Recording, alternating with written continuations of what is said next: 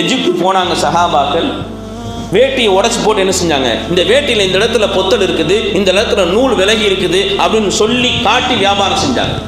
சொல்லி காட்டி வியாபாரம் செஞ்சாங்க. அங்க இருக்கக்கூடிய மக்கள் கேட்டாங்க, ஏன் நீங்க இதை அப்படி சொல்லாமலே வித்துருக்கலாமே, ஒரு சின்ன பொத்தல் தானே, ஒரு சின்ன நூல் விலகல் தானே, இதை நாங்க அட்ஜஸ்ட் பண்ணிக்கிறோம், நீங்க சொல்லணும்னு அவசியம் இல்லையே.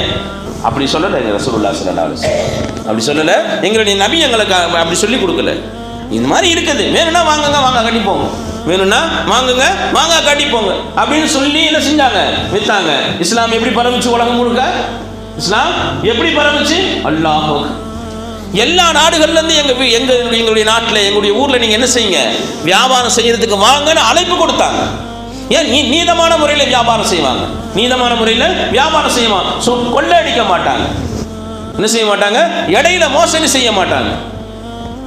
எடை மோசடியை பற்றி அல்லாஹ் தஆலா குர்ஆன்ல சொல்றான், வயலுல் முத்தஃபிஃபீன், எடையில் மோசம் செய்பவர்களுக்கு கேடுதான் என்பதா என்ன செய்யணும் அல்லாஹ் தஆலா